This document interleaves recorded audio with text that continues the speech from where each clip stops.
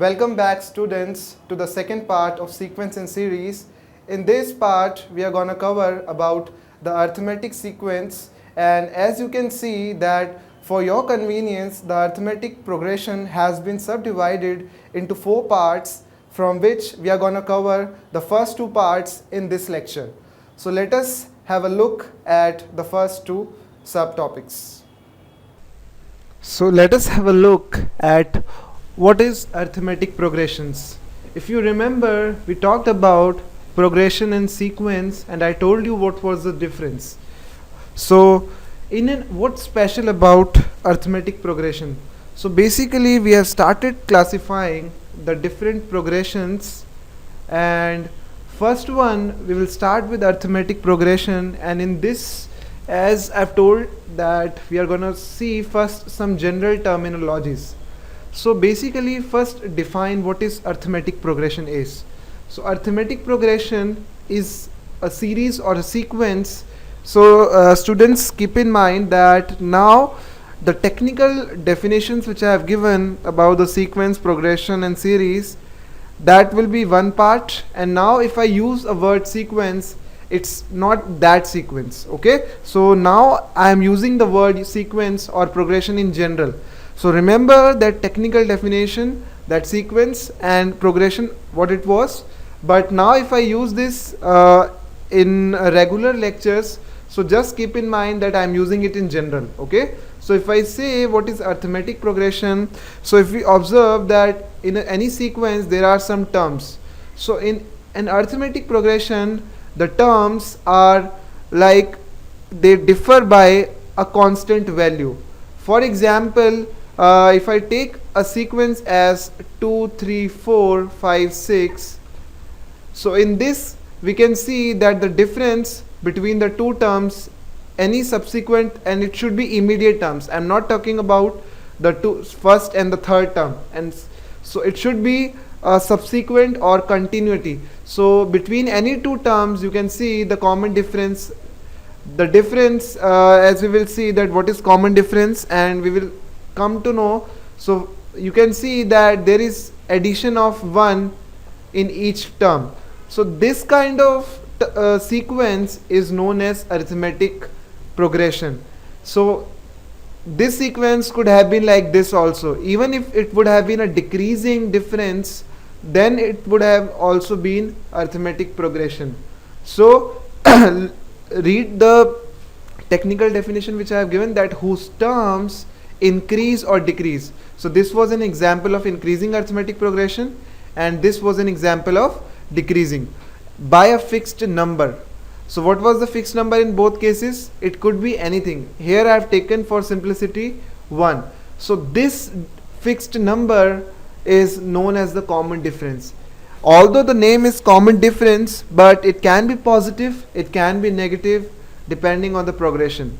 So in general, the arithmetic progression looks like this. So this D I have mentioned. Now you will say, what is this A? So this A is known as the first term of that progression. So in this, if I take in this, A will be equal to 2. And if you see that I mentioned in the introduction also that next term can be expressed in terms of previous term. So this was A1. So if I write A2, so this will be A1 plus 1. So that will be 3. What about A3? If you look, this is equal to 4. This can again be written as A2 plus 1. Okay. Or it can also be written as, if I write it like this, A1 plus 1 plus 1. That is equal to A1 plus 2 into 1. I'll let you know that why I have written it in this form. Okay. So for now you can see that this D can be positive, negative, does not matter. Okay. So this is the example given here. So initially I have taken the difference as 1. In this, if you observe, this is 3, this is 3 again, this is 3. So even if I would have written like this, and suppose if the series would have disturbed at this position, so this is no longer an arithmetic progression. When I say a progression, it means till wherever it goes, even 5 terms, 6 terms, n terms. Okay, so you can have the distance rule is always followed. Distance means the difference between the two terms. And one thing also which we can see, that any sequence, any progression can have either have infinite terms. What do I mean by infinite terms? Suppose if this you have written, and if this you can see that dot dot is there, it means it is never ending.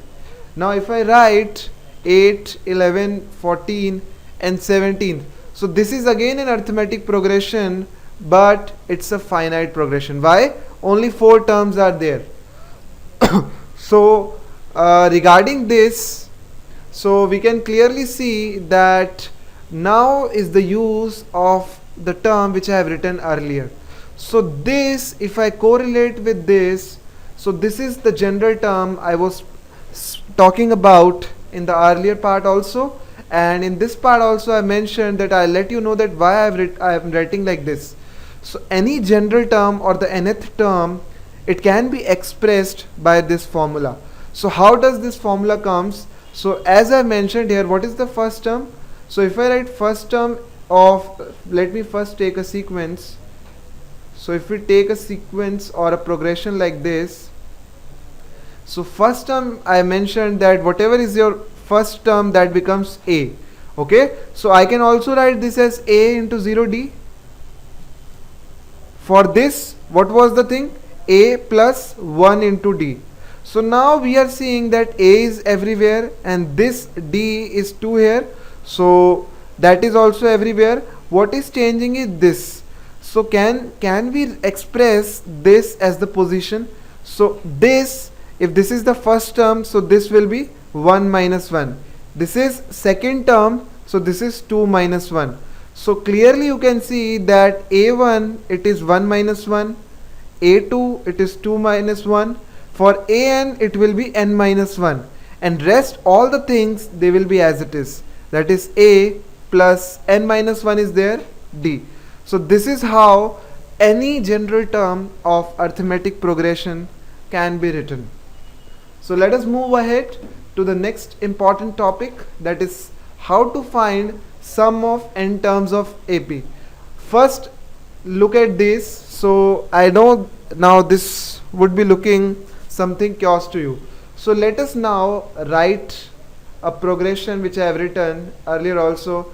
So when I am writing in addition, so if I equate that, so I can write that as Sn, which means sum of the series. So if I write like this, this is the second term, this is third term, and I've given you the nth term.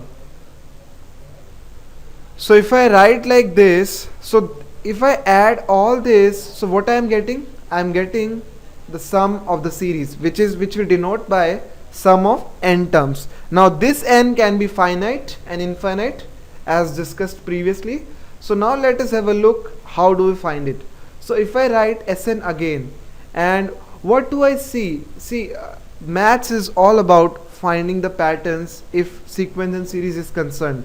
So if I see that if I write one more term here, okay, so what will be the second last term? It will be a plus n minus 2 into d. Now if you closely look, that if I add this and this, and if I add this and this, so you will observe that it will give you the same result. It's as if I am saying that this plus this will be equal to this plus this. So you can closely observe and see that a will be added with a, n minus 1 d will be here, in this n minus 2 plus d, so it will become n minus 1, and rest a will be added to this. So let us now write this in the reverse order, and let's look that why I did this. Plus a plus n minus 2 d, and if I write it like here, so second last term will be a plus d, this will be a. So if you add now both of these equations, so you will get twice of Sn here, and what you will get here? Twice of a plus n minus 1 d So this will be one term. What will be this? So 2a plus, if you take d common out, so it will be n minus 2 plus 1. So that was the thing I was talking about. So this will become n minus 1d. So now if we count the total number of terms, we started from first term and this is n terms. So can you see that this is being repeated for n times? So if you correlate it with the addition of simple numbers, if I write 2 plus 2 3 times, so how do we write it? Thrice of 2. If we write it n times, so it will be n times 2. So similarly, we can write this as n into 2a plus n minus 1 d. Now you can see that n terms we have reduced to just 1. So now I can write, this implies your Sn will become n by 2 and this will be 2a plus n minus 1 d. Now we have derived, we have come to this conclusion. Now where does these two come from? So I'll do the second one for you, and this will be part of your activity from what you have learnt. So again, if you split this, so this will be a plus n minus 1d. So now if you remember that what was this? Was this an term? If you go back to the previous, so I have written this. So similar thing you can see here. So can I write your Sn as n by 2 into a plus an? So here I have written L because if I talk about a finite series, this an will be the last term. So I can in general, because we have taken this as the last term, so we write it by using L notation for more better understanding.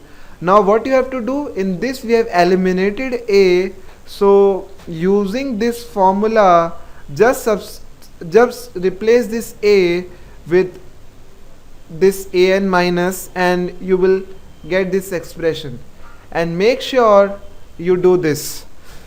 So this was all about the first two parts of the AP, and now as I have mentioned that we will conclude every part by looking at some questions, so this will make us understand whatever we have did. Okay, so for any question of sequence and series or any mathematical topic, my suggestion would be that whatever is written in the English, first make that mathematical. So it says first term of an AP, so first note that this is an AP and first term. So I told you what was the first term, it will always be a1, or you can write just a for the first term. So this will be equal to 5. The last term, those who are comfortable with an, you will also see in some books it is written as tn, and L you can also use. So whatever book you are following, according to your convenience, you can follow any notation among this. So this will be equal to 45. Okay, and never read the question complete. First make it mathematical, then read the question once. I guarantee you will be able to solve most of the mathematical problems like this, because if you go at once, most of the times you end up in thinking what was written in the first part. Okay, and the sum is 400. So now Sn is 400. So we have written everything. Now let us look what the question wants. Find the number of terms and the common difference. So if Sn is given, so if you remember that we have here a and an, so we will use the formula which I discussed here, this formula. In general, if L is not given, then go with this formula. Okay, so if L is given, this will be n by 2 and a plus L. So a is given, L is given, Sn is given. So this is 400 n by 2, and this will be 5 plus 45, so it will be 50 by 2, so this will be 25n. So if you solve this, n will be 400 by 25, which if you will simplify, I am doing it for you this time, otherwise I'll directly write future. So this will be 16. Now what does this means? It means this arithmetic progression is having 16 terms. So I was talking about a finite and infinite series. So now when you get this n as finite, so this becomes a finite series, and the value of this n means that this AP has 16 terms. It began with 5 and it ends with 45. So now for finding the common difference, we will use the first formula, which was an is equal to a plus n minus 1d. So in this we now have an, which is 45, we have a. Now we have n here from this equation. So because Sn was given, we first use that formula, and after that we use the formula which we learnt earlier. So this will be minus here. So this will, if you see that, this will be 40 is equal to 15d. So your d will be equal to 8 by 3. So as you can see that d can be fractional and d can be integer, which we have observed in the previous examples. So both the concept of first term, common difference, nth term, Sn have been covered using this example. So this is just the basics, this is just the beginning. We will see that in the next topics, or how to solve it further. So we have introduced ourselves to the first very concept of sequence and series, that is arithmetic progression.